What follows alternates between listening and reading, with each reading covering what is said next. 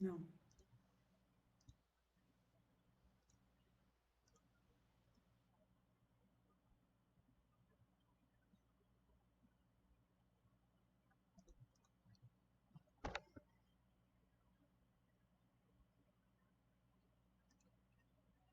Olá a todos, sejam muito bem-vindos a mais uma live da Trupe Jurídica. Hoje teremos o segundo circuito jurídico online do Oeste do Pará. É um evento muito esperado e hoje nós teremos a participação do Dr. Célio, da doutora Roberta, do Dr. Milton, todos membros da ABDSS, Academia Brasileira de Direito e Seguridade Social, que falarão sobre os impactos a Seguridade Social com, com a pandemia. Lembrando que nós estamos fazendo uma campanha, a campanha Juntos Somos Mais Fortes, que tem uma vaquinha aqui no link à sua esquerda. Também vocês podem fazer as doações nos contatos 3992002121 ou entrando em contato com a Trupe Jurídica pelo Instagram, Trupe Jurídica STM. Nós iremos fazer essas doações de cestas básicas para as comunidades de Alter do Chão, de Ponta de Pedras e da Flona. Porque atualmente, por situações de que são locais que trabalham com turismo e por conta da pandemia eles não estão sem renda, eles encontram sem renda, eles precisam da nossa ajuda e nós estamos nos movimentando para isso. Agora eu convido o Dr. Célio e a doutora Roberta, juntamente com a Kaila, a presidente da Trupe Jurídica, a entrarem. Olá, doutores, vocês já estão ao vivo, vocês já estão online, tá bom? A palavra é com vocês. Perfeito, então queria agradecer. Primeiramente, boa noite a todos que estão assistindo a live. Queria agradecer à Academia Brasileira da Seguridade Social pela oportunidade, na pessoa do Dr. Célio, da doutora Roberta, que aqui já estão, pela oportunidade de nos brindar com seu conhecimento. São pessoas do mundo jurídico renomadas, com conhecimento muito apurado sobre o assunto relativo à Seguridade Social e nada mais interessante do que falar da Seguridade Social nesse momento de Covid, as questões que estão nos abalando diretamente. Então, gostaria de agradecer a presença dos doutores aqui hoje e da academia por toda a parceria e por todo o apoio a nós da Trupe Jurídica. Doutora Célio, é com o senhor a palavra.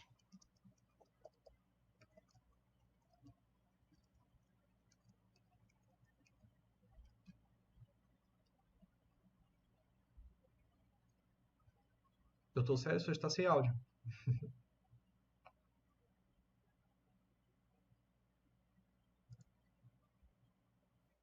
Tem que habilitar o áudio, doutor.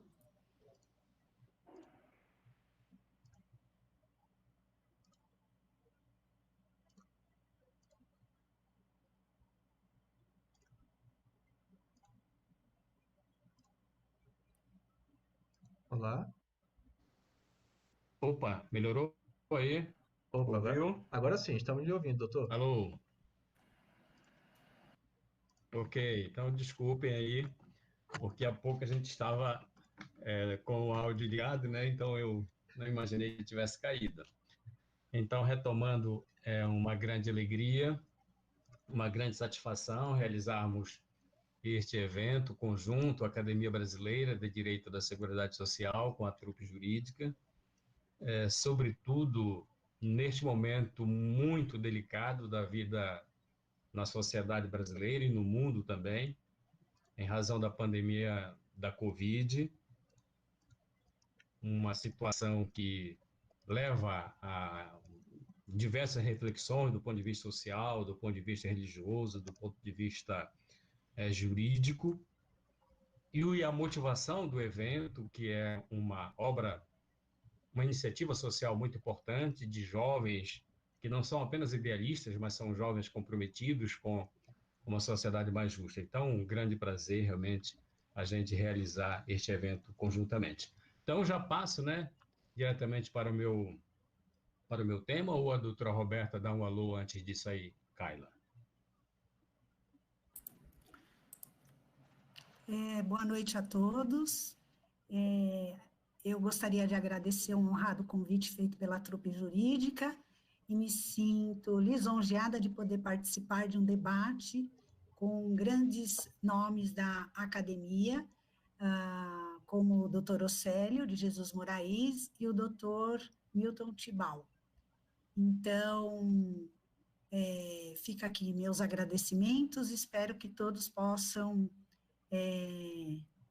blindar com o conhecimento que será proferido agora pelo nosso querido Dr. Océlio.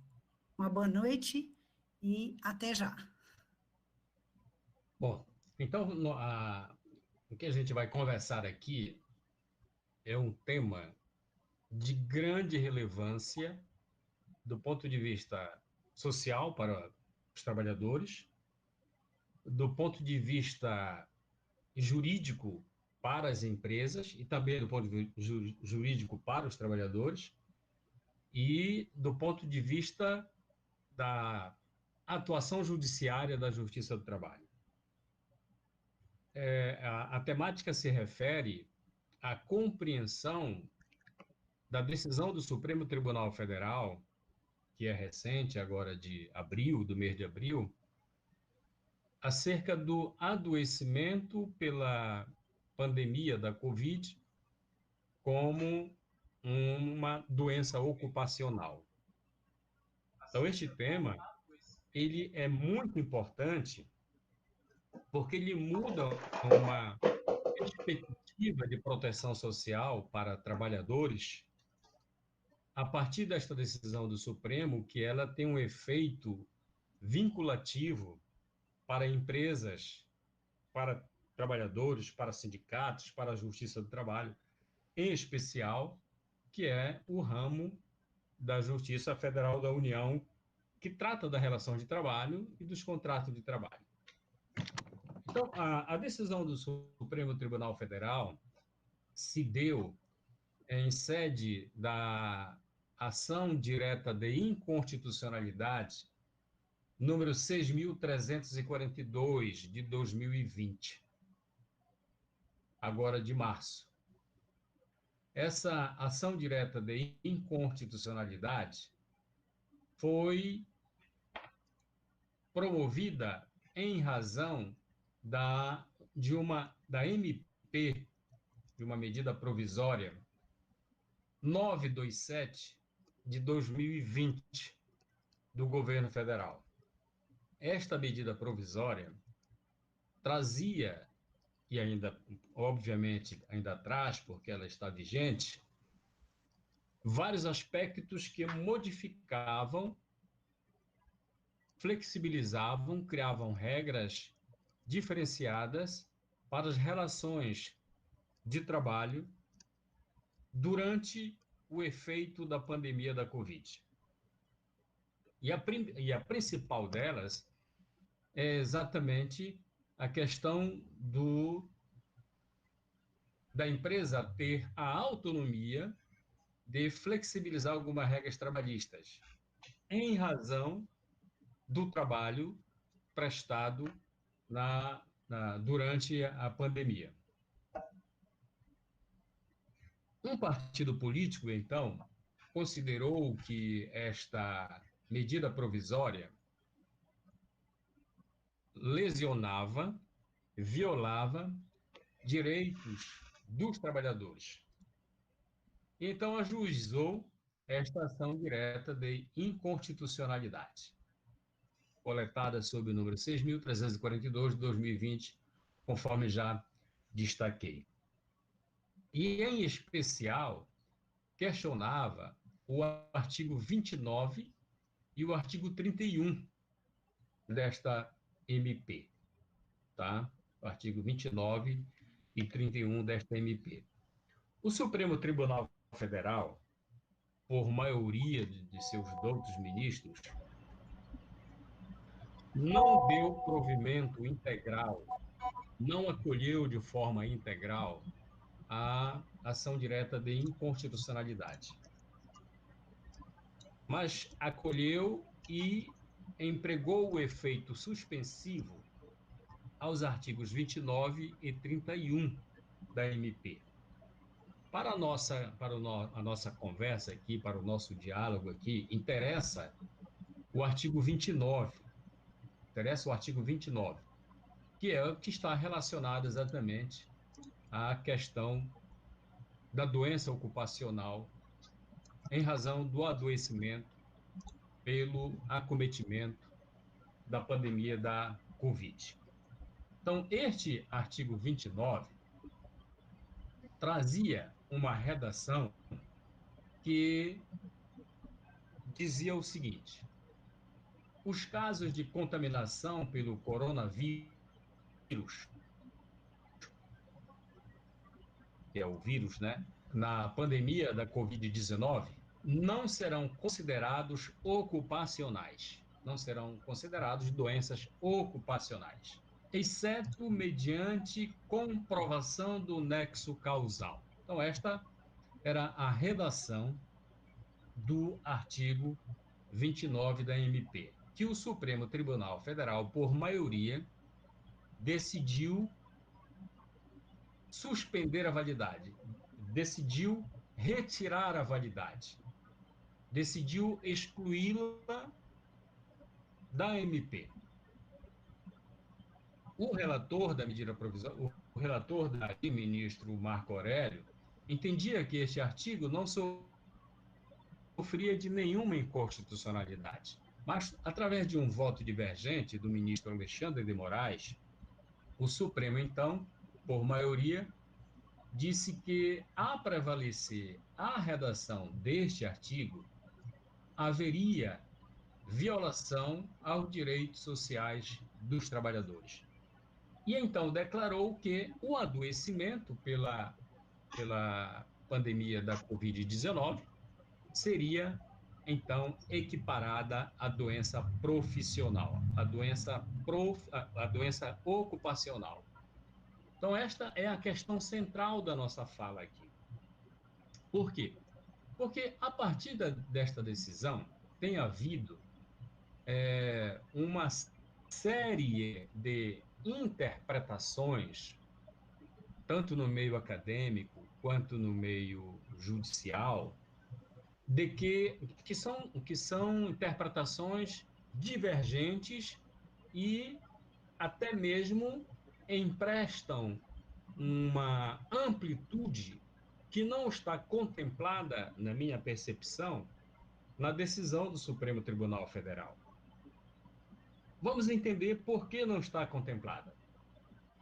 Essas interpretações, como regra geral, têm dito que a decisão do Supremo Tribunal Federal alcança todo e qualquer trabalhador que venha a adoecer pela pandemia da Covid-19, ou seja, que seja contaminado lá, então, pelo coronavírus e venha a adoecer.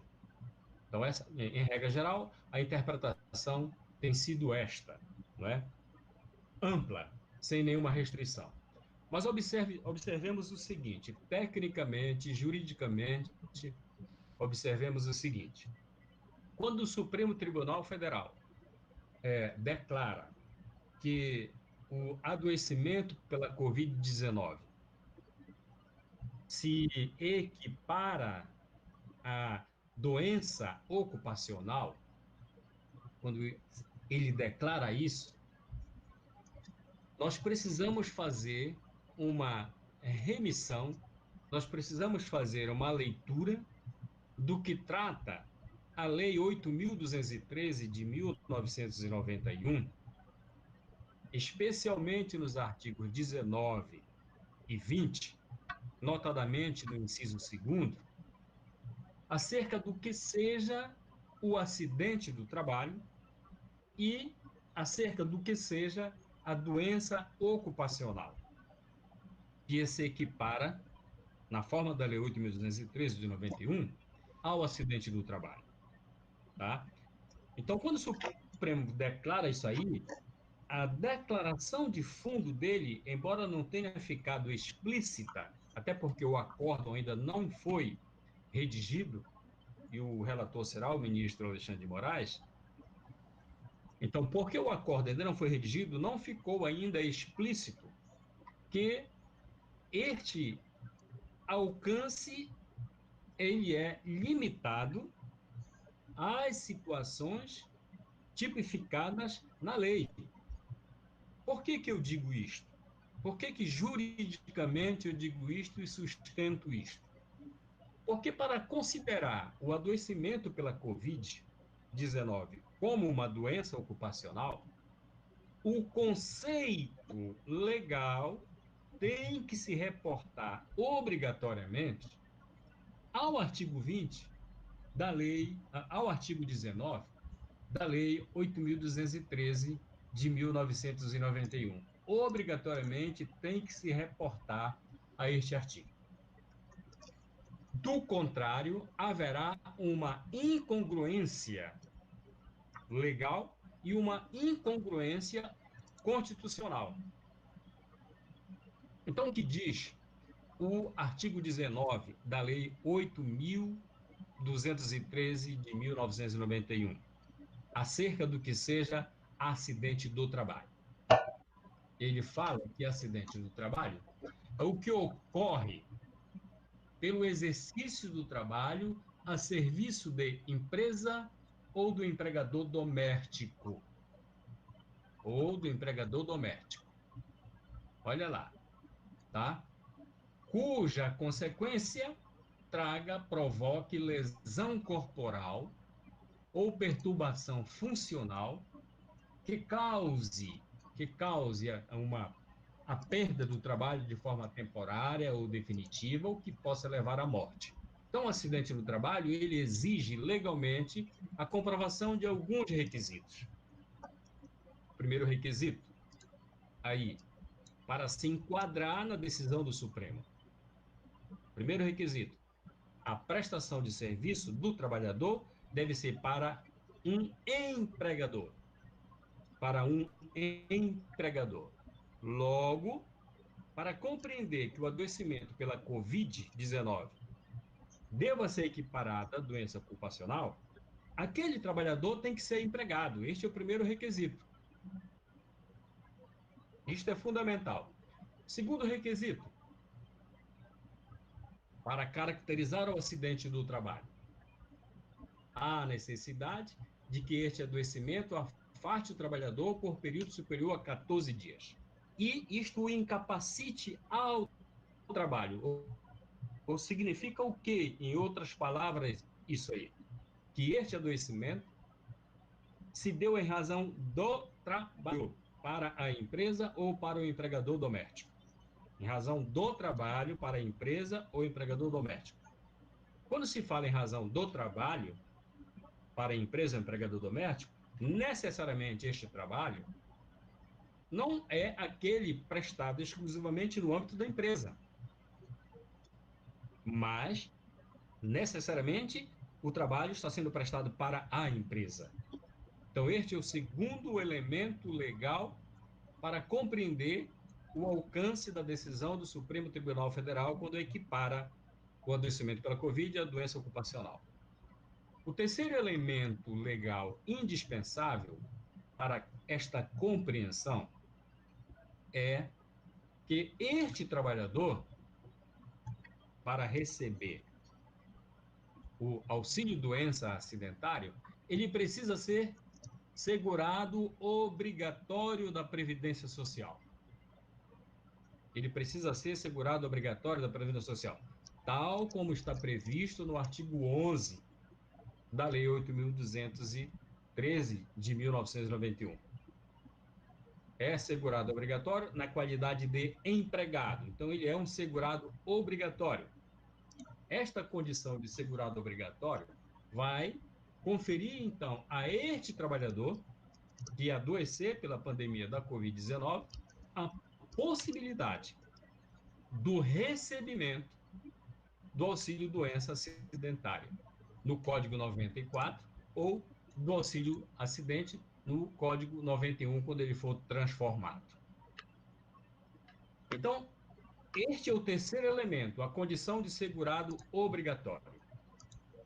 Condição de segurado obrigatório. Bom, isto, então, é o que fala o artigo 19 acerca do acidente do trabalho. Mas o Supremo disse o seguinte, que se trata de doença ocupacional. O adoecimento pela Covid-19 se trata de doença ocupacional. Nós já vimos, então, que para ser enquadrado como doença ocupacional, tem outros requisitos que são exigíveis.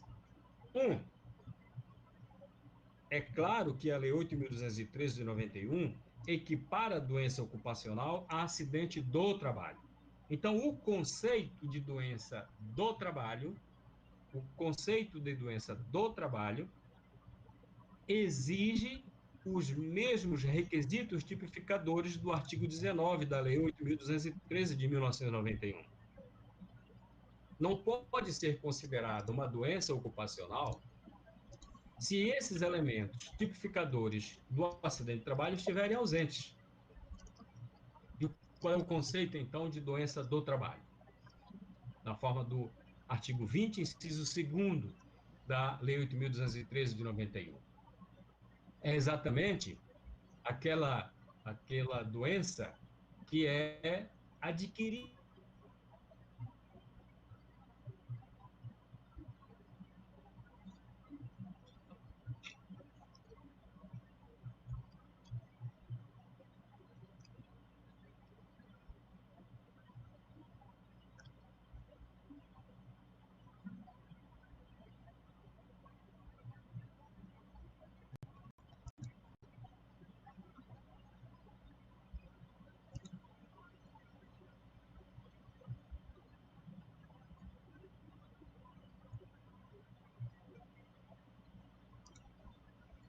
Alô, doutor?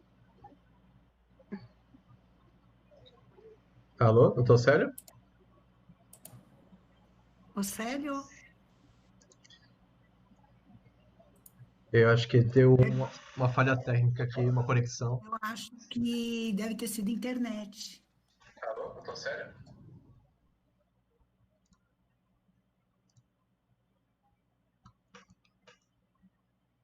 Ele saiu da reunião. Eu vou já chamar ele novamente.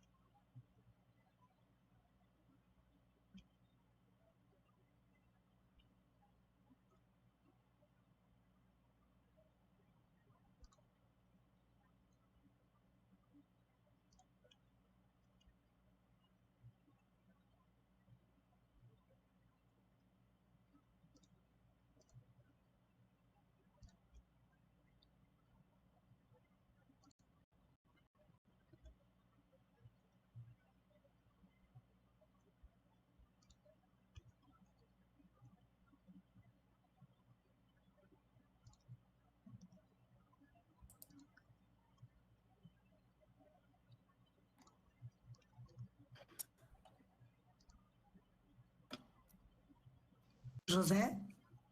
Oi, doutora. Ah, você está aí. O que Tô. será que aconteceu? Lá no YouTube deu uma travada também, né? Ele acho que acabou saindo aqui, acabou perdendo a internet dele por lá.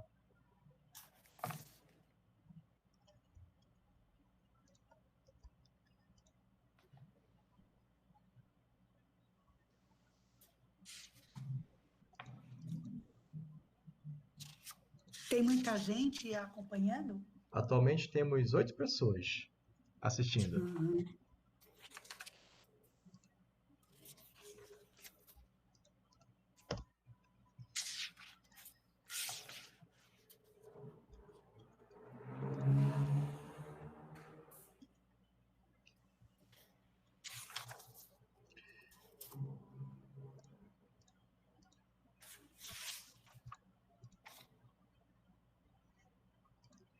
Gente, enquanto a gente resolve esses problemas técnicos, a gente vai tentar entrar em contato com o doutor, senão a gente já inicia a palestra com a doutora Roberta. Mas nesse meio tempo, enquanto a gente está vendo tudo isso, nós vamos passar alguns vídeos sobre o nosso projeto, sobre a trupe jurídica e as suas ações. Tá bom?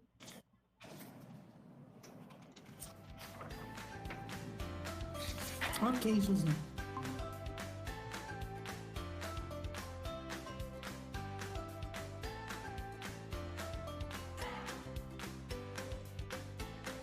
Oi, Tibau, boa noite. Tá sem áudio.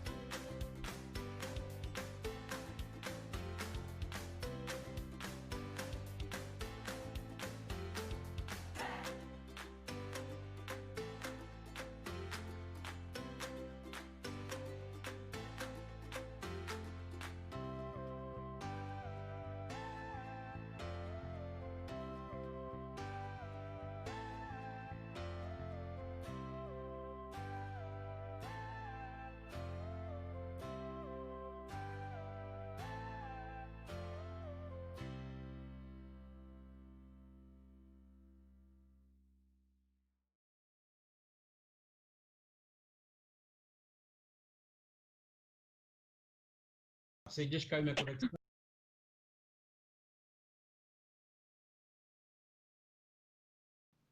Olá a todos novamente, já voltamos ao ar. Doutor, pode voltar à sua fala, tá bom? Que agora já está tudo funcionando tudo certinho, tá bom? Muito bem, todos me ouvem bem aí no estúdio, de suas casas, naturalmente. Doutor Roberto, doutor Milton, Kaila e José me ouvem bem, né? Sim. Sim, sim. Ah, maravilha, então. Então, retomando o nosso raciocínio, para que para a compreensão da decisão do Supremo Tribunal Federal, quando equipara o adoecimento da Covid à doença ocupacional, necessariamente, e isso não é um critério jurídico, isso é um critério legal, necessariamente o raciocínio tem que estar vinculado ao artigo 20, inciso 2º da Lei 8.213 de 1991, que declara que a doença do trabalho é aquela que é adquirida ou desencadeada em função das condições especiais em que o trabalho é realizado. Então, nós vimos anteriormente que, para ela ser equiparada a acidente do trabalho, o conceito remete ao artigo 19 da mesma lei. Portanto, aqui tem o empregador, aqui tem o empregado. Aqui tem o empregador jurídico ou pessoa física. O adoecimento tem que ser, ou o acidente tem que ser em razão do trabalho prestado ao empregador. E para fazer jus ao benefício auxílio-doença acidentário, há necessidade da comprovação da condição de segurado obrigatório.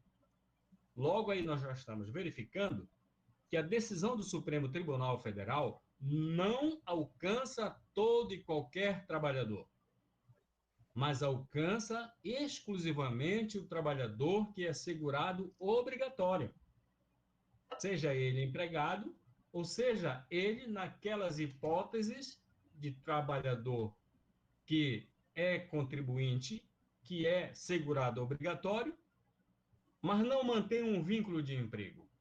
Então, este raciocínio representa dizer, então, que a decisão do Supremo Tribunal Federal, ela é limitada aos trabalhadores segurados, do regime geral de previdência social.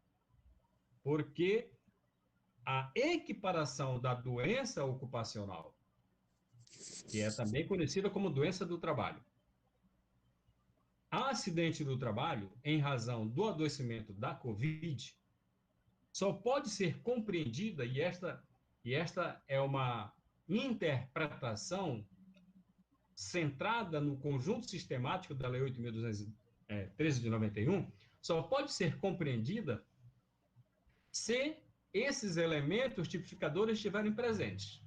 Então, essa é uma questão inafastável.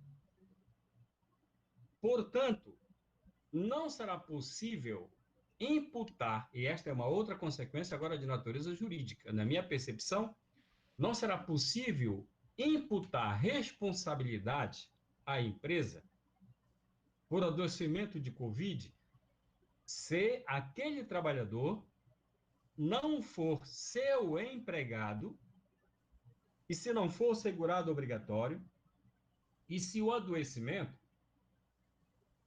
não afasta o trabalhador do serviço não lhe causa incapacidade temporária ou definitiva e nem lhe traz perturbação de natureza emocional. Olhem, observemos bem. A declaração do Supremo de que este adoecimento enquadra a doença ocupacional representa dizer que o Supremo está entendendo que este adoecimento é equiparável ao acidente do trabalho.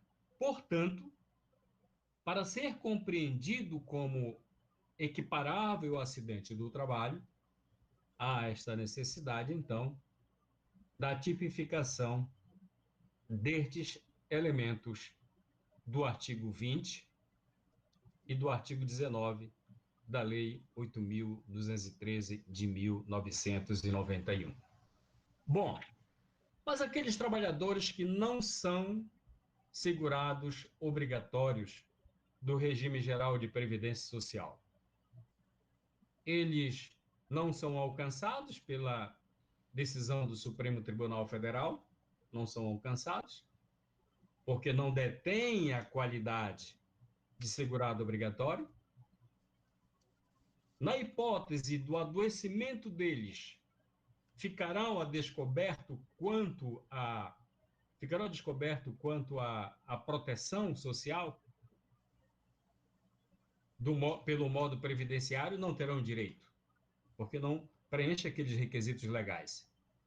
Mas eles terão direito à proteção pelo Sistema Único de Saúde, que é pelo direito à saúde. Então, o atendimento seria pelo SUS.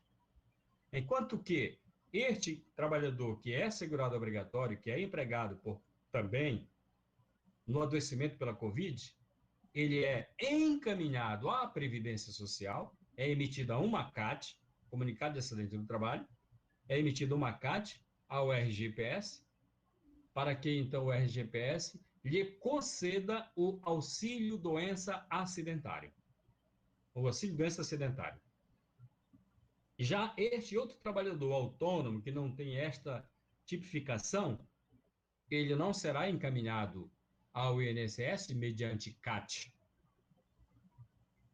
Ele procurará este atendimento pela rede de saúde. Ou seja, a cobertura deste trabalhador autônomo,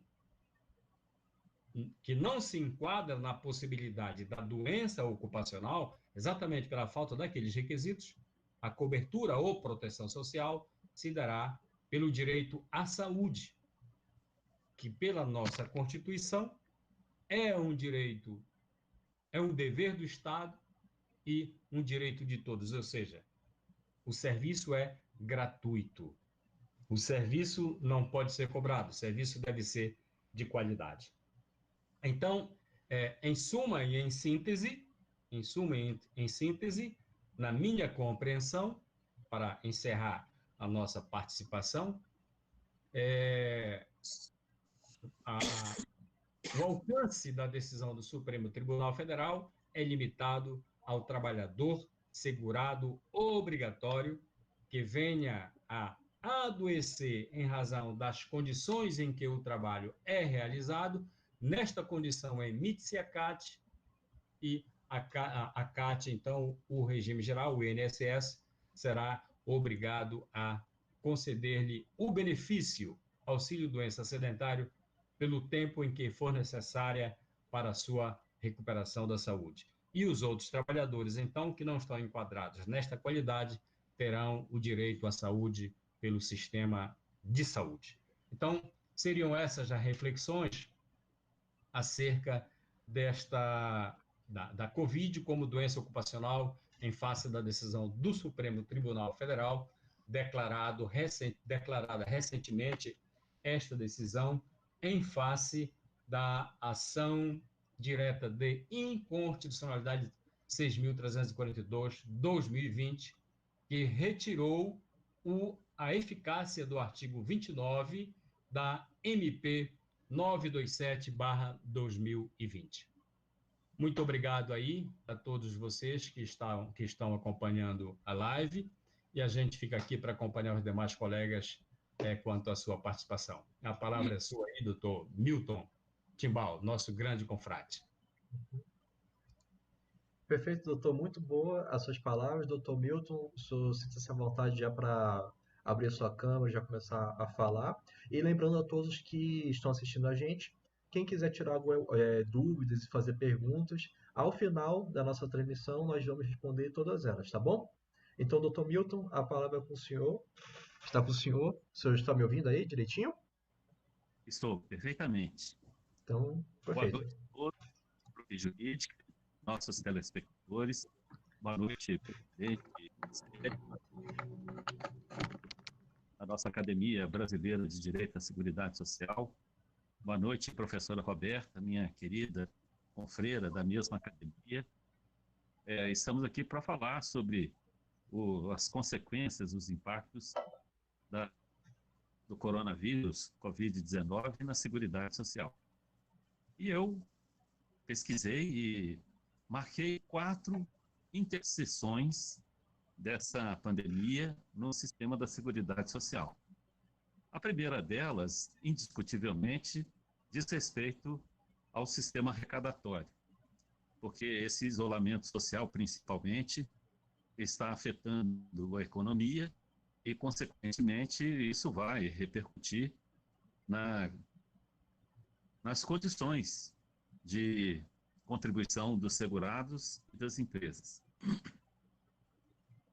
O impacto, especialmente do isolamento social, se faz por segmentos, segundo a minha observação, porque no setor de prestação de serviços houve uma adequação desses serviços, principalmente os de natureza administrativa e trabalho em escritórios, porque eles podem perfeitamente ser adequados ao sistema do trabalho à distância, do teletrabalho.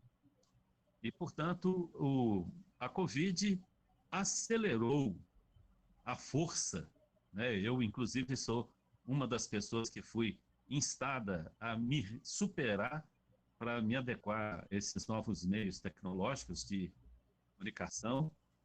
Então, acelerou o processo do teletrabalho e, especialmente, nas instituições de ensino particular, houve uma autorização do MEC para que as atividades fossem realizadas na modalidade de ensino à distância. Somente as instituições públicas é que não têm dinheiro para, com plataforma, fazer os investimentos e, portanto, as instituições de ensino público estão fechadas, pelo menos até agosto. Mas elas não impactam na seguridade porque o regime delas é de previdência do servidor público. No setor de prestação de serviços presencial, o mercado foi mais afetado, porque os trabalhadores informais, aqueles aos quais a medida provisória 936, de 1º de abril de 2020, nomeia como sendo trabalhadores intermitentes. Então, o trabalho intermitente virou, entre nós, sinônimo de trabalho precário. Então, quem não tem um vínculo de emprego é intermitente. Para os intermitentes, os serviços foram interrompidos bruscamente, razão pela qual essa medida provisória 936 veio trazer um sistema de redistribuição de renda. Mas nós observamos também um crescimento nesse setor presencial, porque, se de um lado algumas atividades foram interrompidas, por outro, outras foram estimuladas, a exemplo do serviço de entregas de mercadoria, no chamado sistema delivery. Portanto, no delivery motorizado, houve um acréscimo significativo de postos de trabalho. Muito embora nós saibamos que são trabalhos que são precarizados. No setor de comércio, o setor de comércio foi mais afetado, porque com a premissa de que a competência para ditar as medidas de isolamento social são municipais, estaduais e municipais, a maioria do comércio foi fechada.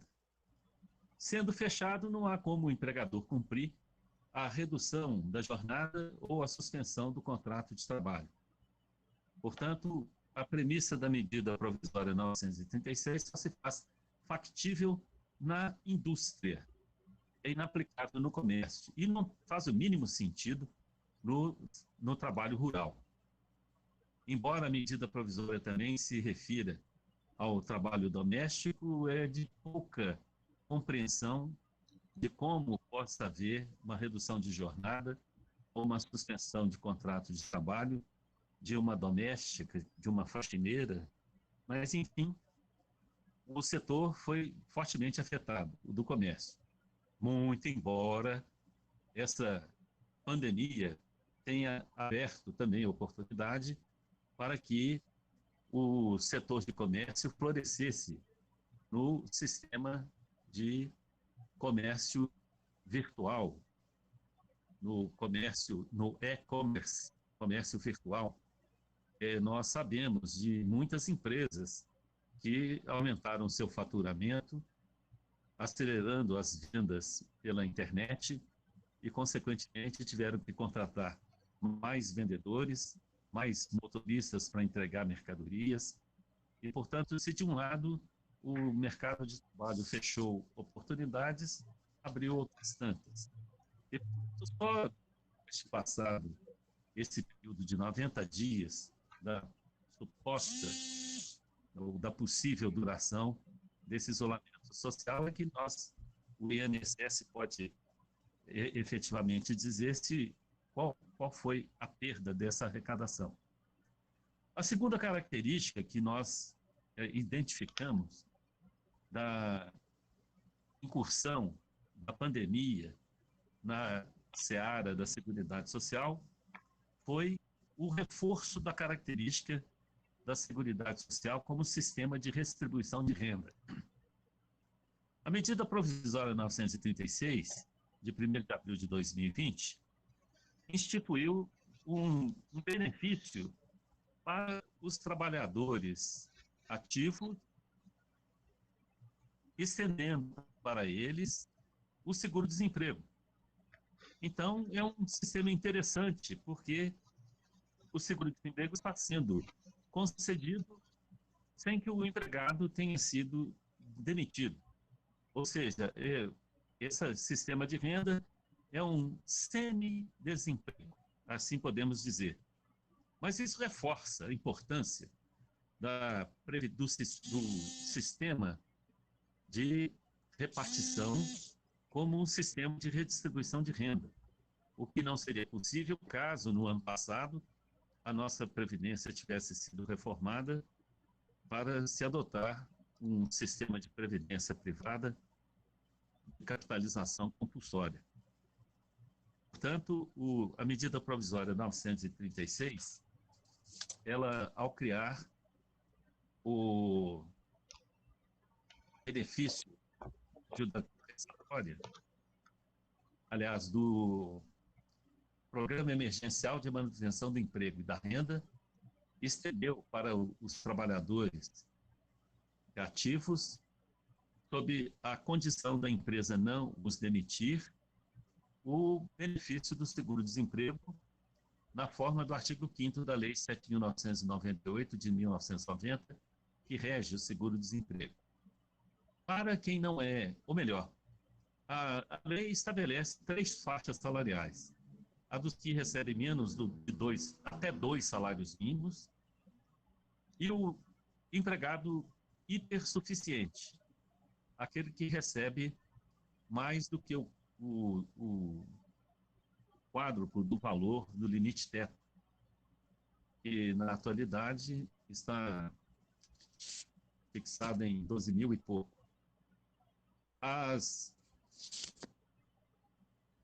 Isso lhes permite negociar de forma individual ou coletiva com a empresa.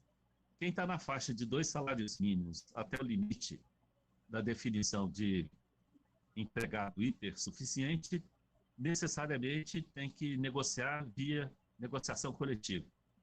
Quem está acima do limite do trabalhador hipersuficiente pode negociar individualmente. No entanto, mesmo que haja negociação coletiva, se o empregado puder negociar condições mais vantajosas com o empregador, são essas que devem prevalecer. A medida provisória 936 também criou a ajuda compensatória mensal, para que as empresas deverão pagar compulsoriamente aos seus empregados, caso elas tenham tido uma receita bruta superior a 4.800.000 reais no ano calendário de 2019. Essa ajuda compensatória tem natureza indenizatória e, para bem frisar essa natureza, o legislador fez igual fez na reforma trabalhista. Não integra a remuneração, não integra a base de cálculo do fundo de garantia, não integra a base de cálculo do seguro da contribuição previdenciária, não integra a base de cálculo de imposto de renda, não integra nada, nada, nada, nada, a fim de que, depois que passe essa situação de excepcionalidade, não se venha à Justiça do Trabalho discutir a integração dessa parcela na remuneração. Essa ajuda compensatória mensal já vem sendo conhecida como o Corona Voucher, pelo menos aqui no nosso estado de Minas Gerais. Então, esse reforço da natureza de redistribuição da renda da Seguridade Social é muito importante. A terceira nota de destaque para a interseção da coronavírus com a Seguridade Social foi a adequação do atendimento dos segurados independentes por meios remotos. A Portaria 412 do INSS, de 20 de março de 2020, uma das medidas internas mais importantes, veta o atendimento presencial e estimula o atendimento por meios remotos, principalmente o sistema do Meu INSS e a Central de Atendimento 135. De sorte que não houve uma interrupção brusca dos serviços administrativos prestados pelo INSS. No entanto, aqueles que demandam do dependente ficam adiados para uma época futura. Portanto, o INSS, como um sistema administrativo de concessão dos benefícios, teve que se adequar a essa nova condição de isolamento social. Destaca-se nesse campo, como já foi observado por Guilherme Teles, um especialista em previdência social, que a INSS, para minimizar os impactos, determinou a possibilidade da perícia médica indireta para a concessão do auxílio-doença, possibilitou a antecipação do pagamento do 13º salário dos aposentados, propiciou a suspensão de prazo para a realização de prova de vida, propiciou a suspensão por 120 dias de determinadas exigências para a manutenção de benefícios, propiciou a intensificação dos serviços ofertados pelo portal Meu INSS, promoveu a extensão do auxílio emergencial para os contribuintes individuais da Previdência e também promoveu mudanças nas taxas e prazos dos contratos dos empréstimos consignados dos aposentados e pensionistas do INSS. São, portanto, medidas eficazes do ponto de vista administrativo para adequar o funcionamento dos serviços dos benefícios previdenciários e dos benefícios da assistência social a essa emergência médica de natureza internacional. E a quarta influência da pandemia no sistema da Seguridade Social foi a revalorização do sistema constitucional da Seguridade Social. No ano passado, a proposta de emenda à Constituição de número 6 de 2019 objetivou substituir o sistema de proteção social da nossa Constituição de Seguridade Social para um sistema de previdência privada de natureza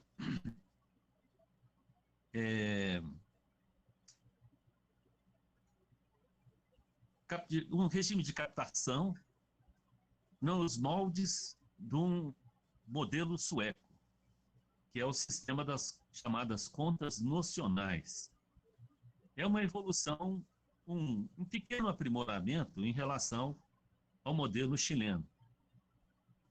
E, portanto, se, porventura, o Congresso Nacional tivesse aceito essa proposta de emenda à Constituição, a nossa Seguridade Social seria extinta, porque não se concebe uma solidariedade social num sistema de capitalização. Ele só é possível no sistema de repartição. De sorte que, por via transversa, a Seguridade Social ia morrer por inanição, porque o governo federal não iria assumir sozinho as áreas de saúde e de assistência social. Os bancos que receberiam as capitalizações também não consentiriam em verter recursos do sistema para o financiamento da saúde e da assistência social.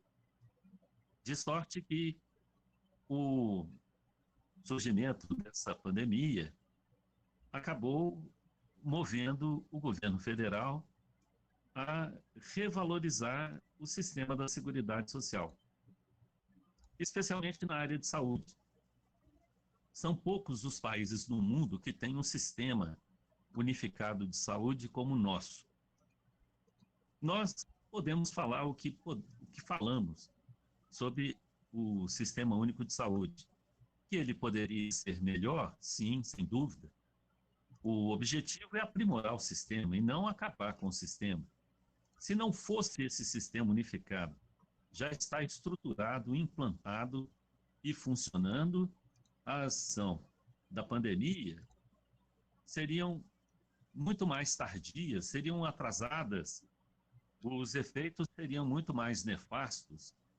Portanto, foi relativamente fácil para o governo federal encaminhar uma medida ou um pedido ao Congresso Nacional para declarar o estado de emergência e pedir suplementação de verba orçamentária.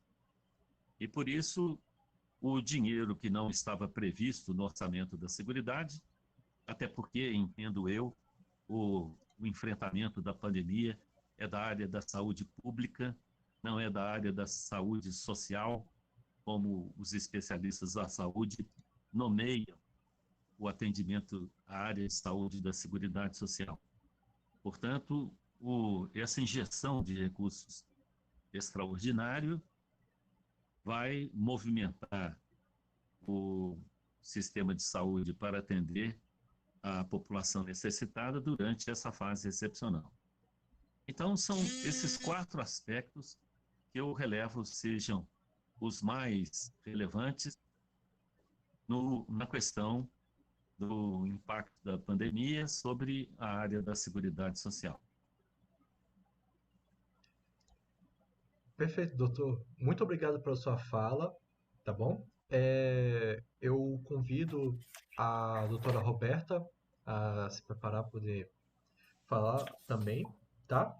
E, mais uma vez, lembrando, quem tiver qualquer dúvida, quem quiser fizer algum comentário ou fizer alguma pergunta, pode passar aqui no nosso chat que nós iremos responder ao final da nossa palestra, tá bom? Então, doutora Roberta, a senhora me ouve? Tá tudo certo por aí? Tudo certo, perfeito. Perfeito. Então, doutora Roberta, a palavra é com a senhora. Bom, boa noite a todos. Espero que a gente possa trocar uma ideia a respeito do tema que eu me propus a falar, que é sobre o desenvolvimento e a questão da pandemia, qual é a consequência dela né, e o que nós podemos esperar a respeito dessa temática em relação ao impacto sobre a sociedade brasileira. Então, eu começo dizendo assim,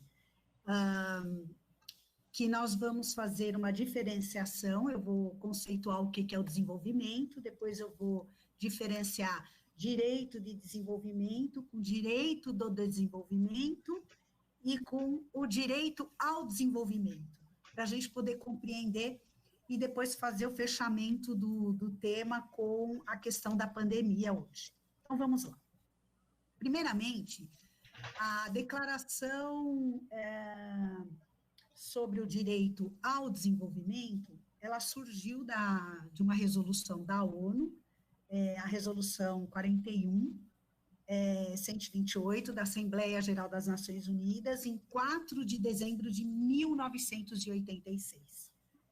Então, ela é bem recente, essa declaração, e ela tem um impacto muito importante dentro do nosso sistema jurídico, da nossa sistemática, né? É um direito fundamental, ele está inserido na Constituição de 1988, então, veja, a declaração sobre o direito ao desenvolvimento é de 1986, mas a Constituição de 88, se nós analisarmos lá no preâmbulo, que é o preâmbulo da nossa Constituição, ele trata ele assegura o desenvolvimento da sociedade.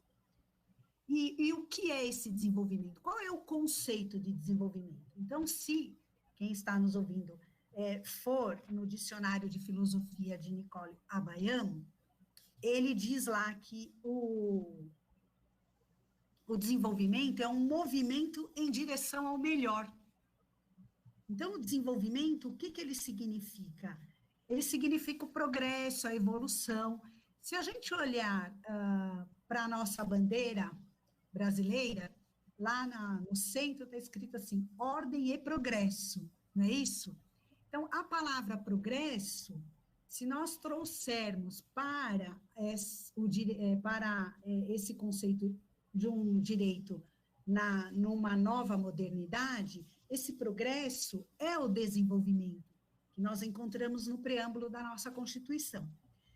E esse conceito de movimento em direção ao melhor é um conceito aristotélico, que é um conceito de movimento. E esse movimento, o que é? Dentro desse conceito aristotélico? Ele é a passagem da potência ao átomo, é esse movimento. Então, esse movimento, o que é? Evolução, é progresso, é o aprimoramento, é a evolução, certo? É o crescimento de uma sociedade. Então, nós vamos fazer essa analogia desse crescimento, dessa evolução, desse movimento em direção do melhor, e vamos verificar hoje, diante desse quadro que se apresenta, desse algo que veio, que era o inesperado, como é que nós vamos nos posicionar? Será que mesmo com tudo isso que está acontecendo, nós estamos no caminho do desenvolvimento? Então, é isso que eu trouxe, a minha proposta de poder tratar esse tema. Então, vamos começar assim. O que é o direito de desenvolvimento? Então, primeiramente, eu quero pontuar que há uma obra muito importante sobre a Declaração sobre o Direito ao Desenvolvimento, que é do professor Wagner Balera. É uma obra em que eu estudei e pontuei, trouxe alguns detalhes para a gente poder falar nessa noite. Então, o que nessa obra a gente encontra sobre direito de desenvolvimento? Então, esse direito de desenvolvimento é o desenvolvimento econômico e político que exige um direito moderno, né? É o aperfeiçoamento do direito. São os esforços desse direito de desenvolvimento, que é esse movimento em direção do melhor, que é o direito moderno. Então, são os esforços para criar um sistema jurídico moderno, né, que irão necessariamente promover o desenvolvimento. Então, partir do momento que a gente passa a trabalhar, a criar, né, o legislativo, um direito moderno, um direito pontual, em que ele está em consonância com esse caminhar da sociedade, ele vem de forma a promover esse desenvolvimento, esse movimento em direção do melhor, nesse conceito de progresso e de evolução da sociedade. Muito bem. E o que seria, então, se direito de desenvolvimento é esse direito moderno, então, o que é o direito do desenvolvimento? Então, o direito do desenvolvimento são os equipamentos jurídicos aptos a constituir, por intermédio da normatividade, das normas, das leis, a nova ordem econômica internacional. Então, nós vamos encontrar nesse direito do desenvolvimento, na sistemática, na normatividade, nos arquetipos, né, nos tipos normativos, nós vamos encontrar essa gama de normas para uma nova ordem internacional. E aí nós vamos encontrar dentro dessa nova ordem internacional os pactos internacionais que trazem à sua tona esse direito do desenvolvimento. Então, nós temos, por exemplo, o PIDESC, que é o Pacto Internacional dos Direitos Econômicos, Sociais e Culturais, temos o Pacto Internacional dos Direitos Civis e Políticos, entre outros, que vão fazer com que não só a sociedade brasileira, mas como a sociedade mundial se movimente em direção de uma construção de um direito do desenvolvimento. Muito bem. E aí, nós vamos, dentro desse caminhar, nós diferenciamos o direito do desenvolvimento, que é essa normatividade, essa construção dessa normatividade para o direito ao desenvolvimento. O que é o direito ao desenvolvimento? Bom, o direito ao desenvolvimento é um direito mais amplo, pois ele se encontra na dimensão dos direitos humanos. Então, vamos lá. O direito do desenvolvimento se restringe à normatividade. E o direito ao desenvolvimento é a dimensão dos direitos humanos, né? E nessa dimensão dos direitos humanos, nós temos como o sujeito desse direito ao desenvolvimento a pessoa humana. Então, a pessoa humana, ela a pessoa, o valor fonte de todos os direitos, e dentre eles, os direitos humanos, o direito ao desenvolvimento. Então, a pessoa humana passa a ser a pedra filosofal, o núcleo central desse direito ao desenvolvimento, desse caminhar para a construção de uma sociedade do bem-estar, de uma sociedade justa, de uma sociedade solidária, de uma sociedade que prima pela sua democracia, pela soberania do Estado, pela liberdade, pela igualdade, pela solidariedade, pela fraternidade.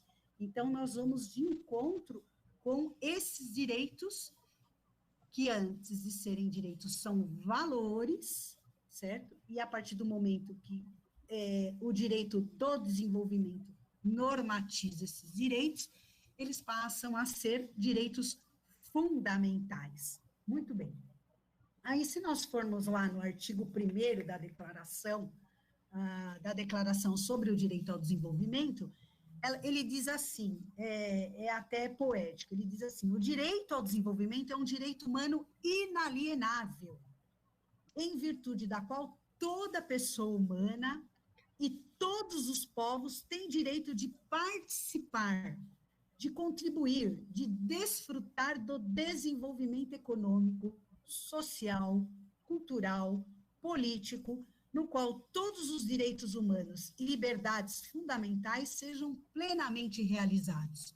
Então, veja, são aqueles direitos imanentes à pessoa humana que, em seu entorno, faz com que esta pessoa possa se desenvolver, ela possa estar apta a desfrutar dos direitos que ali se encontram inseridos naquele contrato social que foi estabelecido pela sociedade. O que é esse contrato social? É o estabelecimento, é aquilo que foi construído pela Carta Constitucional, pela Carta dos Direitos daquela sociedade, certo? E esse contrato social, ele vem permeado, né? É uma amálgama com outras cartas de direitos que foram conquistas históricas de toda uma sociedade, de todo um povo. E quais seriam essas cartas que são as conquistas históricas da humanidade? Aí nós temos a Declaração Universal dos Direitos Humanos, né, como um passo grandioso para a evolução dos direitos da pessoa humana, do direito humano, né, e que vai de encontro com esse direito ao desenvolvimento, né? O direito, porque o homem é um devir a ser, ele está sempre em aperfeiçoamento. Então, fazendo um corte metodológico, o homem é um produto da cultura. Então, o desenvolvimento, ele faz parte da convivência do homem em sociedade, né? Da sua evolução, da sua transformação. Muito bem. Então, esse é um ponto muito importante que tem que ser colocado. Mas, ao mesmo tempo que a pessoa humana, ele é o sujeito do direito ao desenvolvimento, ele também não tem só o direito ao desenvolvimento, como ele também tem o dever, né, de poder participar, ele tem o direito de se beneficiar do desenvolvimento, mas ele também tem deveres. Então, ele é, ao mesmo tempo, sujeito ativo e sujeito passivo do direito ao desenvolvimento, porque ele é sujeito ativo, porque ele recebe, ele tem direito a esse desenvolvimento, mas é também passivo, porque ele tem o dever de contribuir para o aperfeiçoamento, para a construção, para o progresso, para a evolução da sociedade. E de que forma? Através dos mecanismos normativos, jurídicos, exercício da cidadania, na participação democrática, na participação política. Então, é desta forma que ele vem como um sujeito passivo de dever ao desenvolvimento, como partícipe dessa sociedade. Muito bem. Então, é tão interessante, porque aí o artigo 2º, só como um ponto de apoio, diz assim, que a pessoa humana é o sujeito central do desenvolvimento e deve ser participante, ativo e beneficiário do direito ao desenvolvimento. Então, como eu havia dito, ele tem tanto o direito ao desenvolvimento, como ele tem o dever de contribuir para esse desenvolvimento. Então, vamos lá.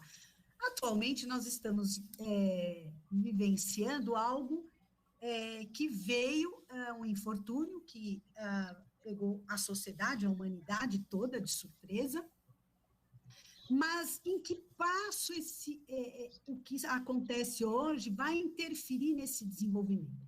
Então, eu digo assim, como bem definiu Batista Mondin, o homem é um produto da cultura. Então, dentro dessa perspectiva dos direitos humanos, faz parte dessa construção da humanidade esses processos que vêm de repente, e nós, sociedade, temos que saber conduzir, obviamente, com uma estrutura muito importante, que é o Estado, para que possa trazer e fazer com que essa sociedade, dentro desse conceito de desenvolvimento, na condição de dever, de contribuir para que a gente possa passar este momento tão difícil de uma forma que caminhe para o desenvolvimento. Muito bem. E de que forma isso? Bom, aí nós temos, obviamente, o aparato do Estado, que são as políticas públicas, né, que tem que vir de forma a dar contorno para que essa sociedade possa poder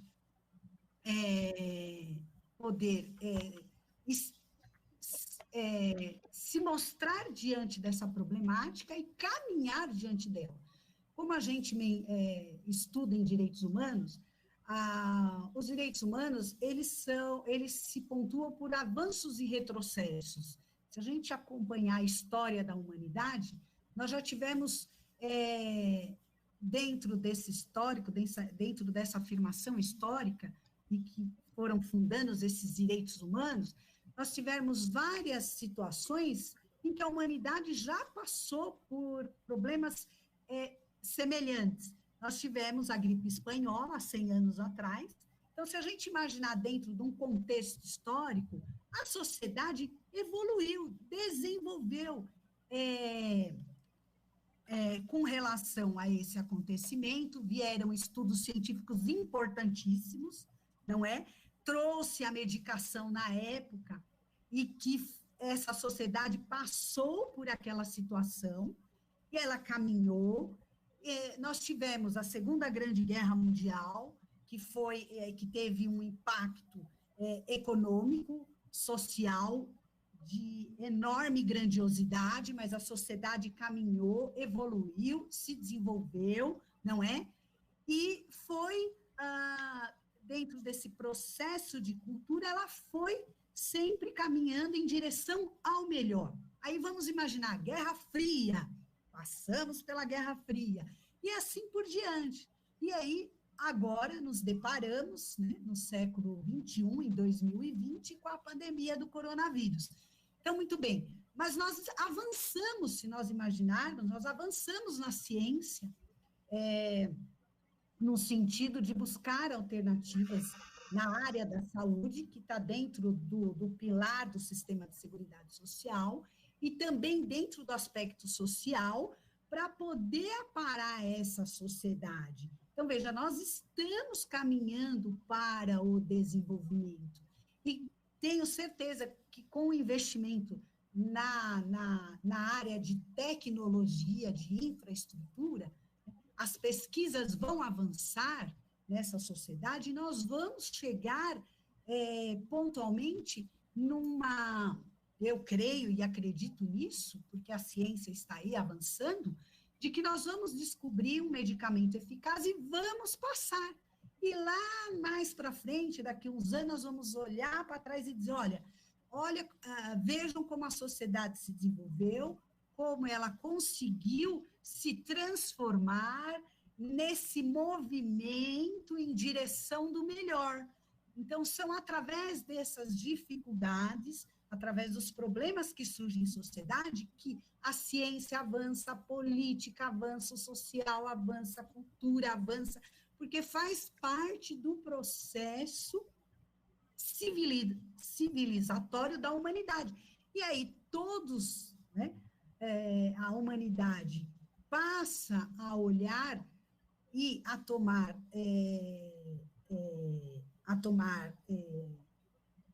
posições no sentido de, através de tratados, de convenções, no âmbito internacional, através dos órgãos, por exemplo, nós temos aí a Organização Mundial da Saúde, a gente vai avançando em direção do melhor para a nossa sociedade. Então, eu creio assim, nós estamos vivendo um momento difícil, mas o homem vai se descobrindo nessas dificuldades e vai transformando, né, em busca do melhor, em busca do seu próprio desenvolvimento. Então, os países, né, ou esse olhar da humanidade, num sentido de caminhar em direção do melhor, do aperfeiçoamento dessa sociedade. Então, vamos pensar o seguinte, nós temos aí uma agenda, que é os Objetivos do Desenvolvimento Sustentável, nós temos uma agenda para 2030, e dentro dessa agenda, nós temos a ODS 3, que trata da saúde de qualidade. Então, veja, lá na ODS há uma preocupação em nível mundial com relação à saúde. Então, veja só, quando foi a Organização das Nações Unidas pontuou os Objetivos do Desenvolvimento do Milênio, em que a proposta era o aperfeiçoamento até 2015, o trabalho até 2015, entre um dos objetivos estava a questão da saúde, né? A malária, a AIDS, certo? Aí veja, agora nós estamos dentro de um contexto de uma agenda, de um programa para 2030, em 2020 surge uma epidemia que precisa ser colocada em foco, precisa ser colocada no debate, e o mundo se preocupar em desenvolver uma medicação para que possa ser eficaz para essa sociedade. Então, vejam a importância disso, né? Então, eu vejo que, às vezes, determinadas situações que surgem na sociedade, ela vem, num primeiro momento, é um impacto muito grande, mas dentro de uma concepção muito mais ampla, a gente começa a perceber que nós vamos caminhando na busca desse desenvolvimento e de aperfeiçoamento para o combate a essa pandemia que hoje está aí presente no mundo todo. Nós já percebemos que ela está em declínio, que cada nação está buscando a sua forma de apartar, mas nós estamos vendo caminhar da evolução, do progresso, do melhor, para a gente conseguir superar esse momento tão difícil. E como eu disse e repito, daqui 10, 20 anos nós vamos olhar para trás e dizer como desenvolvemos com relação ao que aconteceu em 2020. Então, seriam essas as observações a serem feitas, a trazer para o debate dessa noite, nessa live. E se nós olharmos para o que diz o artigo 25 da Declaração Universal dos Direitos Humanos, lá nós temos como um direito humano, certo?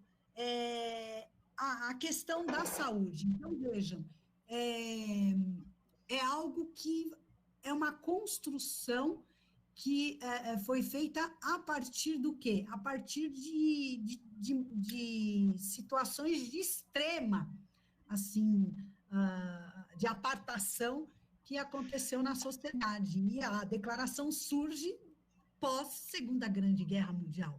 E nós temos aí a Agenda 2030, né, que vem como uma proposta para que as nações, os povos, os estados se preocupem, invistam na questão do desenvolvimento da ciência, aperfeiçoe mais ainda, porque é um processo, faz parte do processo do homem, da evolução do homem, do caminhar do homem.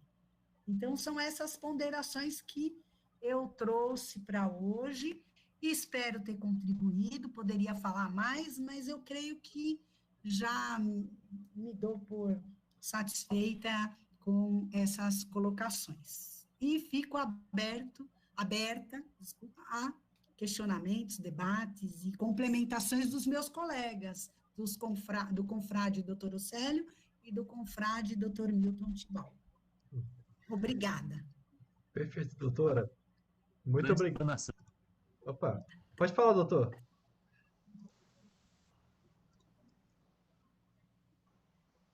Parabenizar a doutora Roberta pela exposição metodológica, assim como foi a do colega Milton Timbal, dois grandes valores da Academia Brasileira de Direito e Seguridade Social. A sociedade brasileira ganha muito com esses dois grandes valores na nossa academia. Parabéns aos dois confrades. Obrigada. Muito obrigado. Eu convido a todos a ligar o áudio e o vídeo, todo mundo está certo por aqui. enquanto aguardamos algumas perguntas, eu tenho até uma colocação de uma pergunta para fazer, para jogar a todos os doutores, que é relevante a um assunto que estavam comentando antes da nossa transmissão começar, que era sobre a questão das medidas provisórias, que vieram agora em 2020, a 927 e a 936. Na opinião de vocês, doutores, quais são suas opiniões acerca das consequências que essas medidas provisórias podem causar num Brasil pós-pandemia? Elas vão causar mais resolução de conflitos ou mais fomentamento de conflitos? Como é que será que a opinião de vocês acerca dessas medidas? Posso falar, José? Pode. É o seguinte, no sistema presidencialista, como é o da nossa Constituição, as medidas provisórias, assim como foram os decretos-lei, elas são extremamente relevantes para a tomada de decisões rápidas.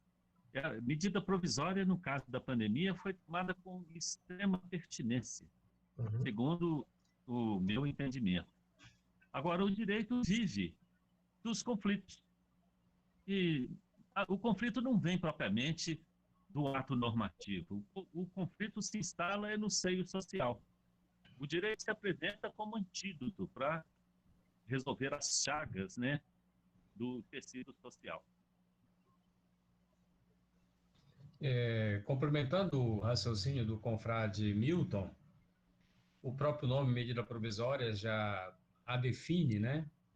Ela tem uma aplicabilidade especial para um momento específico, portanto, ela não expande os seus efeitos além daquele para o qual ela fora prevista, para o qual ela fora editada, para o qual ela fora apresentada à sociedade. Sim. Então, quando as medidas provisórias trazem regramentos especiais para um momento especial que vive a sociedade, significa uma adequação legislativa para situações excepcionais que aquela sociedade vive naquele momento. E, naquele momento, neste momento que se vive em razão desses efeitos da pandemia da Covid, nós temos profundas transformações em situações do trabalho e nas relações do trabalho. Então, em razão disso, há necessidade, sim, de adequações. Portanto, a projeção do que elas poderão resultar depois que elas, se não forem transformadas em lei, não, na minha perspectiva, não se poderá invocar a inconstitucionalidade extemporânea à medida em que elas já perderam a sua eficácia e as empresas adotaram suas medidas em face daquilo que a medida provisória, do que as medidas provisórias estabeleceram. Portanto, as empresas agiram dentro de um critério legal, dentro de um critério normativo.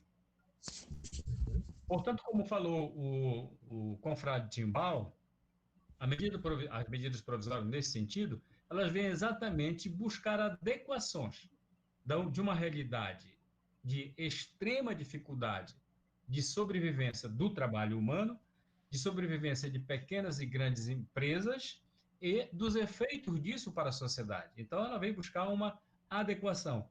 Se as empresas agem dentro desta adequação, eu não imagino que elas possam ser posteriormente cobradas quanto a outros efeitos trabalhistas, salvo se elas violarem as próprias regras da medida provisória. José, apenas uma acréscimo. Nós não podemos pensar apenas nas medidas provisórias. O governo federal acionou um mecanismo constitucional previsto na parte do capítulo dos tributos. Lá está, claro, no artigo 166, se não me engano, 165, algum parágrafo, e em caso de calamidade de guerra ou qualquer calamidade, o chefe do executivo pode enviar mensagem ao Congresso Nacional para pedir abertura de crédito excepcional, extraordinária, que foi feito. Portanto, a mensagem legislativa do Senado é que abriu a porta para a medida provisória. Uhum. Perfeito, doutor. Muito obrigado por elucidar esse assunto, tanto o senhor, doutor Milton, quanto o senhor, doutor Célio. Kaila, você tem alguma pergunta, alguma dúvida? Tenho sim. Tá, deixa eu só desligar aqui o meu. Então, a doutora Roberta falou sobre o desenvolvimento, né, sobre o direito ao desenvolvimento, e eu achei muito interessante essa reflexão, nunca tinha pensado o desenvolvimento dessa maneira, doutora, então foi muito, muito bacana. E unindo a fala dos três, como funcionaria esse direito ao desenvolvimento dentro da Seguridade Social, dentro do direito do trabalho e dentro das ciências sociais? Posso falar? Pode. É o seguinte, todo esse discurso se converge para a teoria do salário, que é a base do surgimento da Seguridade Social nos Estados Unidos, com a Lei de Seguro Social norte-americana de 1935. Porque quando a Bolsa de Valores quebrou em Nova York, creche da Bolsa, em o 1929. governo constituiu uma comissão de economistas que começou a fazer um trabalho de engenharia reversa, buscou na doutrina econômica os eventuais pontos falhos, chegaram na teoria do pleno emprego de Adam Smith.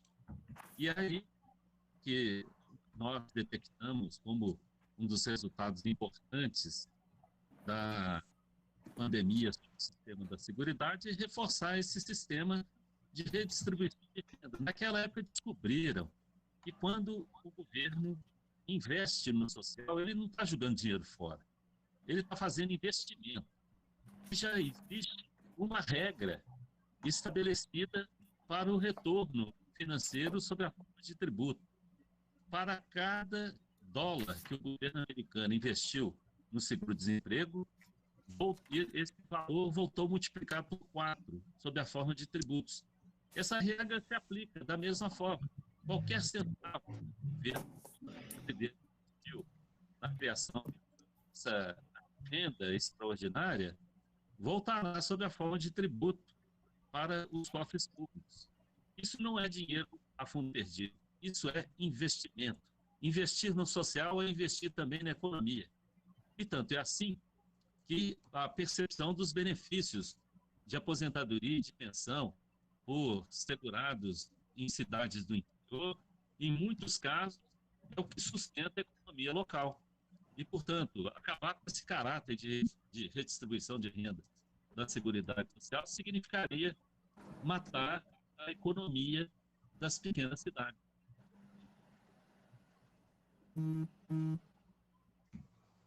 Posso falar? Deve. Então vamos lá. Por favor. Gostei muito da sua pergunta, Kaila, porque você fez uma convergência entre os três temas aí, perguntando como se encaixa, né, o direito ao desenvolvimento, à seguridade e ao trabalho. Uma pergunta muito inteligente, muito bem concatenada. Além desses aspectos destacados pelo confrade Milton, é importante termos um olhar sobre os artigos 193 e artigo 194 da Constituição de 1988, da Constituição da República Federativa do Brasil de 1988. O artigo 193 coloca lá que o trabalho é a base, é o primado da ordem social. Então, esse pressuposto que se adota para uma ordem social, o trabalho, ele está referindo aí o trabalho humano e a existência da empresa. A gente vai lá para o artigo 1º da Constituição, que coloca ali como um dos fundamentos do Estado democrático de direito o trabalho humano e a livre iniciativa. Então, significa que, no espírito da Constituição de 1988, a livre iniciativa e o trabalho humano são indispensáveis ao desenvolvimento da sociedade justa, democrática, fraterna, pluralista que se pretende construir conforme a declaração do preâmbulo da nossa Constituição. Então, essas são as duas molas ao desenvolvimento do país, que tem também outros objetivos de natureza internacional. Mas aqui a gente está apenas discutindo a questão deste encaixe, né? O direito ao desenvolvimento. Então, nenhuma sociedade no mundo pode conceber o direito ao desenvolvimento se descartar o trabalho humano. Se não colocar o trabalho humano como base da ordem social. O que é uma base da ordem social? Que todas as medidas econômicas, todas as medidas empresariais devem gravitar, potencializar a proteção do trabalho humano, devem potencializar o trabalho humano. Então, as duas são casadas. A livre iniciativa e o trabalho são casados. Então, este é o ponto, primeiro ponto. E como isso se encaixa à Previdência? Não se concebe Seguridade Social, mas em específica Previdência. Não se concebe direito previdenciário sem uma contrapartida que é o custeio. E o trabalho é uma das fontes do custeio. O trabalho humano é uma das fontes do custeio. Seja o trabalho subordinado, seja o trabalho autônomo, seja a contribuição da empresa. Então, são fontes. Então, tudo está interrelacionado. Para quais objetivos? A gente corre lá para o artigo 194 da Constituição, onde a Seguridade elenca diversos objetivos para a implementação do princípio da proteção social brasileira. Então, no fundo, e em última análise, trabalho e desenvolvimento são a mola que estruturam o trabalho e a livre iniciativa são a mola que estruturam, potencializam o desenvolvimento de uma sociedade, que tem por um objetivo no artigo 193, a justiça social e o bem-estar social. Quem vai estimular isso aí? Exatamente a Seguridade Social. Então, esse é o encaixe através dos seus objetivos lá no artigo 194. É isso. E posso falar? Vamos lá, e Kaila, complementando, se nós formos no artigo 170, que trata da ordem econômica na Constituição, vai de encontro com o que o doutor Tibau falou e o doutor Océlio, exatamente isso, que é o primado do trabalho, pleno emprego, a redução das desigualdades sociais e regionais. Então, o desenvolvimento, ele vem nessa mola propulsora justamente para quê? Vejam como há uma amálgama entre os títulos da Constituição. Então, o artigo 170 da ordem econômica, e nós temos o da ordem social, que é o 193, e depois a gente vai com o artigo 3º da Constituição, onde lá trata de princípios importantes, e tendo como um vetor de todos esses valores e, consequentemente, princípios, porque estão normatizados na Constituição Federal, a dignidade da pessoa humana, que é o princípio dos princípios, né? Que é o valor máximo. E aí, essa estruturação, ela se fecha quando a gente coloca nesta base de análise sistêmica da ordem econômica, da ordem social e dos objetivos da República Federativa do Brasil, a dignidade. E aí nós fazemos o entrelaçamento com o mínimo existencial, que é garantir o mínimo àquela pessoa humana para que ela possa usufruir desses direitos e se desenvolver dentro deste contexto social. O confreiro Roberto, deixa eu só colocar minha colher. Já coloquei minha colher aí. Pode Posso? colocar. Essa questão do conceito do mínimo existencial, muita gente faz a interpretação restritiva, né? O mínimo existencial. O mínimo existencial, conceitualmente, significa que é toda aquela condição que dá à pessoa uma dignidade. Então, é o mínimo para ela ter a dignidade, não é o mínimo do mínimo daquilo que é um salário mínimo, não é isso. Isso é verdade. Ela ter dignidade. Então, o mínimo é a condição que a pessoa deve ter para ter dignidade. Isso. Então, tem que ter social, tem que ter bem-estar, tem que ter distribuição de bens, de riquezas, tem que eliminar, erradicar a pobreza, tem que ter trabalho, tem que ter emprego, tem que ter o pleno emprego, tem que ter educação, tem que ter saneamento. Este é o mínimo que está lá no artigo 5º da Constituição, como os direitos que integralizam a pessoa, que integralizam o cidadão. Então, tudo isso desemboca para a dignidade humana. Então, o mínimo é nesse sentido, dessa potencialização. Tá? Não é aquele sentido, só vou poder dar este mínimo aqui. Não é nesse sentido. Mas o mínimo significa esta integração, este conjunto integrativo de bens que valorizam a pessoa e dão à pessoa a condição de dignidade.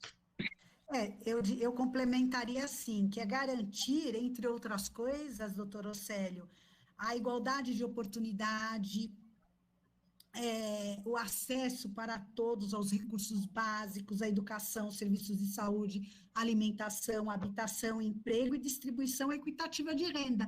Isto é o desenvolvimento, né? É esse mínimo existencial, ele tem que pautar para esses, para garantir o direito ao desenvolvimento de todas desses direitos sociais. Exatamente isso. O grande risco de alguns debates acadêmicos é a extrema teorização fugindo da interpretação que coloque isso no campo prático da vida das pessoas. Então, a Constituição elenca esses pilares para o desenvolvimento. A arte do cientista social, e esse é um dos objetivos da Academia Brasileira de Direito da Seguridade Social, é traduzir isto para o sentido prático da vida humana, né? Como isso pode produzir um efeito positivo na vida das pessoas. Porque, teoricamente, né, doutor Roberto, né, doutor Milton, a coisa está muito bem colocada na Constituição. Nós precisamos de uma efetividade daquilo que está declarado na Constituição, né? Por diversos fatores. É da ideia para a ação. Seguridade é ação, mais do que ideia. Sim. Falta efetividade apenas para garantir esse mínimo existencial, né? Muito interessante. Eu acho que ficou bem claro isso. E eu teria mais, assim, outra curiosidade, um questionamento em relação à questão do desenvolvimento. A academia produziu um livro muito bom, né, que é o livro Investigando os Sistemas de Seguridade no Mundo, né? Sim. E fazendo um paralelo com o livro de vocês lá e o nosso cenário atual hoje, fazendo esse paralelo ao desenvolvimento dentro dos sistemas de seguridade social no mundo. Você quer fazer um paralelo? Isso. Eu quero até adiantar aqui que a gente está planejando uma live especial da academia para comemorar um ano de nossa fundação, que aconteceu agora no dia 4 de abril. E para essa live, o título dela, provavelmente, a gente vai discutir isso ainda na diretoria, será Caminhos da Seguridade depois da pandemia. Ou seja, depois da pandemia, não haverá como permanecer esta mesma concepção de distribuição de recursos e serviços da seguridade. É preciso um aprimoramento quanto à sua estrutura e quanto ao, que eu acho isso de maior importância, quanto ao controle social relativamente às verbas que são destinadas às redes municipais e estaduais que integram o SUS. A aplicação, mediante este controle social dessas verbas, vai melhorar e muito a estruturação da rede pública de saúde. E isso, então, a gente já pode tomar como uma necessidade. Se hoje já é uma necessidade, e os efeitos da pandemia trouxeram uma revelação muito mais drástica daquilo que a gente imaginava, a ineficiência real da estrutura da rede pública. Então, com muito mais razão, agora, este controle social, ele é essencialíssimo quanto à aplicação desses recursos públicos na rede de saúde pública. Tá? Agora, quanto à sua pergunta, na minha percepção, houve, desde o início desta pandemia, uma avaliação equivocada da Organização Mundial de Saúde quanto à amplitude, quanto aos efeitos e consequências desta pandemia.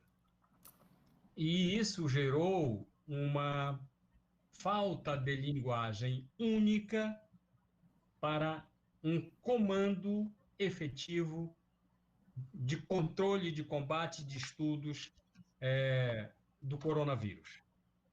E houve uma politização desta pandemia, em especial no Brasil.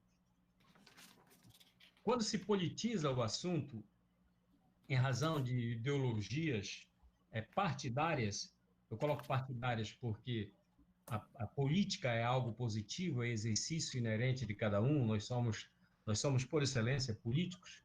Então, quando se partidariza um problema deste, se tira o foco do problema real que a sociedade vive, que a sociedade internacional vive, e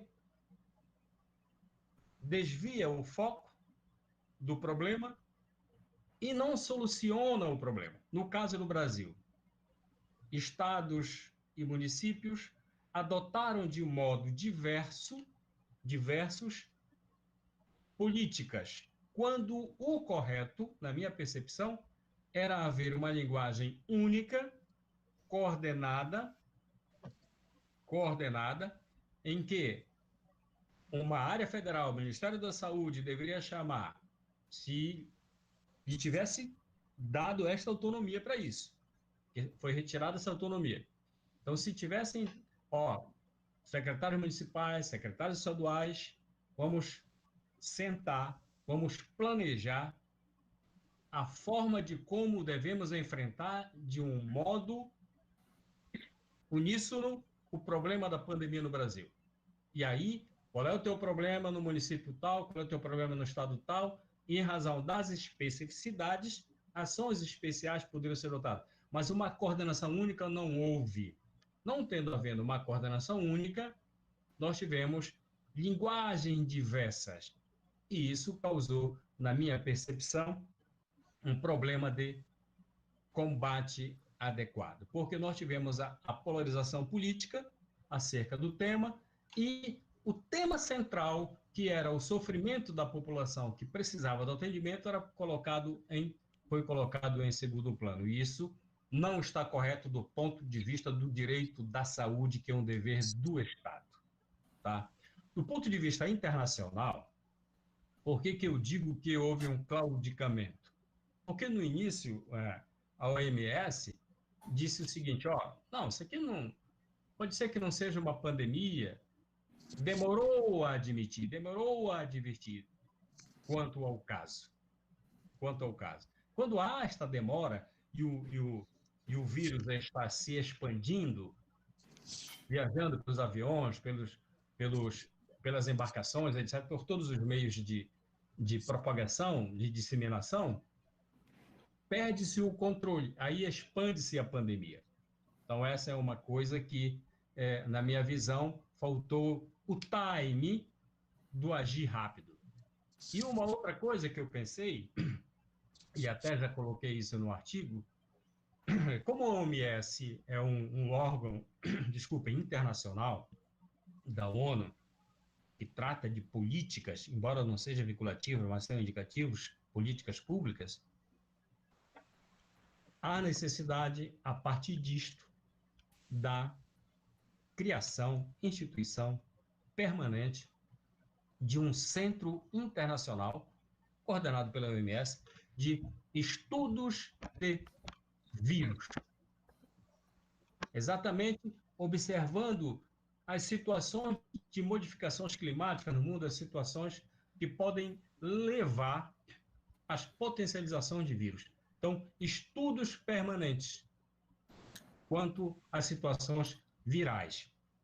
Obviamente que os vírus eles têm um processo mutativo, mas havendo esta possibilidade, eu acho que a humanidade terá maiores elementos de enfrentamento e uma linguagem unificada para enfrentar essas situações.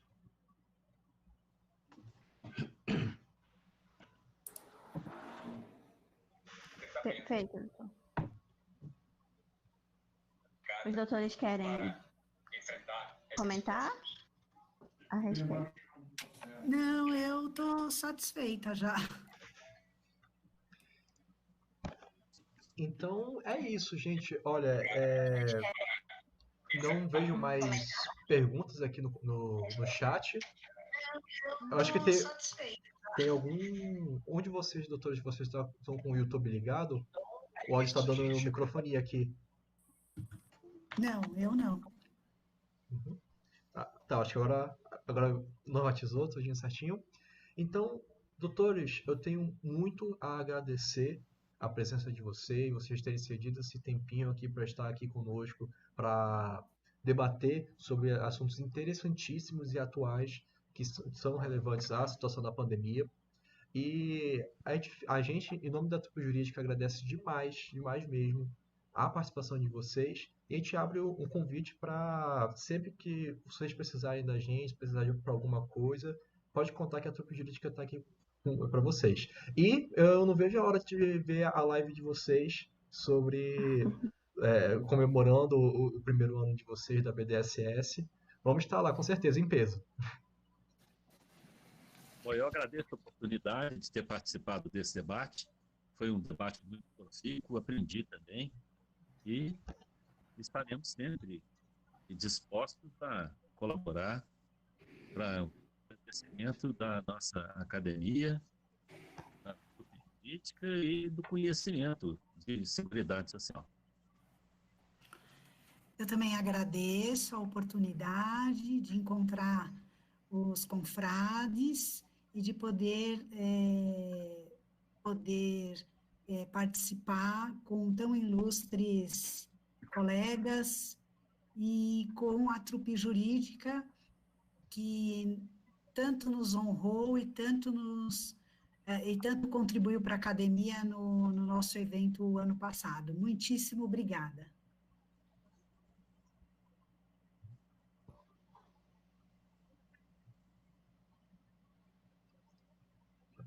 Obrigado, doutora. Carla, você tem mais algum comentário para fazer? Doutor Célio também, se você quiser comentar alguma coisa. Gostaria de agradecer em nome nome da trupe jurídica, aos doutores. Sempre que vocês quiserem, as portas estão abertas. Em breve, esperamos nos reencontrar pessoalmente para um próximo evento, para lotarmos mais um auditório novamente juntos.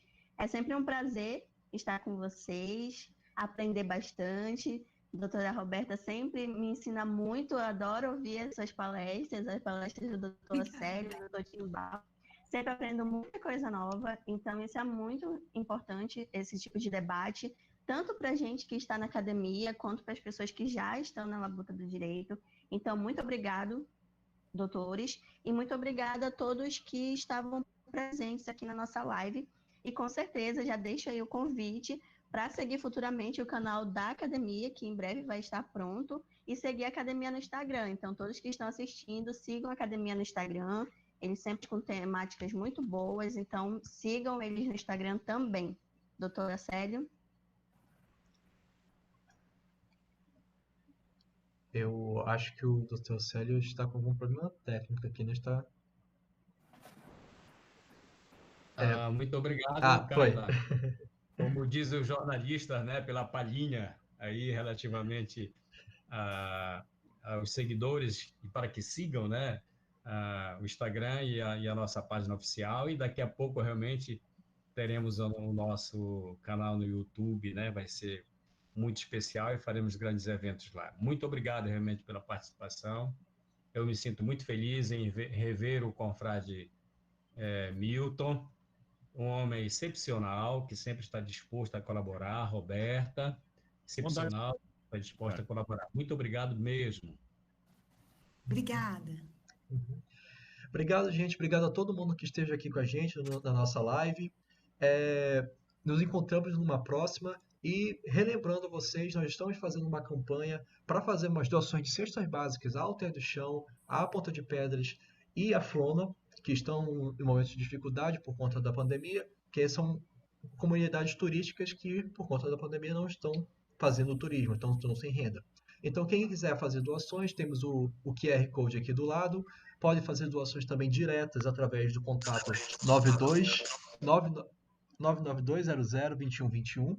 E abro mais uma vez o convite a todo mundo a nos conhecer no Instagram, @trupejuridicastm, e a conhecer a própria ABDSS no Instagram também, @ABDSS2019. Então, gente, muito obrigado a todos vocês que estiveram aqui com a gente, e a gente se vê numa próxima, tá bom? Tchau, tchau. Tchau. Tchau, boa noite.